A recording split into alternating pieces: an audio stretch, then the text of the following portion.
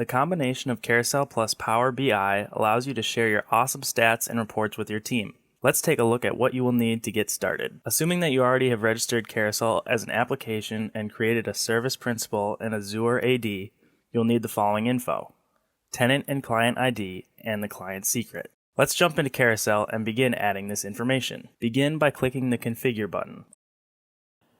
Choose Systems. On the left-hand side, you will notice an External Authentication tab. Click there. Create a new authentication by clicking New. Under Type, make sure to choose Microsoft Power BI. Name your bulletin. This is where the 3 pieces of information you found earlier will come in handy. Enter the info from your Microsoft KB here and click Save. You're now ready to add your reports and create a Power BI bulletin in Carousel. From the main menu, select New Bulletin. Then select Dynamic Bulletins and select Power BI. Select the authentication you just created.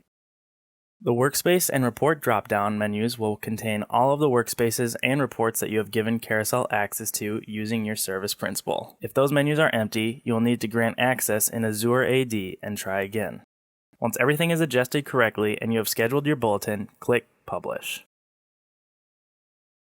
Your Power BI bulletin will now play across all Carousel player types. In order to avoid long loading periods, make sure you keep your reports simple so everyone can be informed on your company's latest reports. If you need help creating an Azure account or need to learn where to find your permission information, learn more at our website.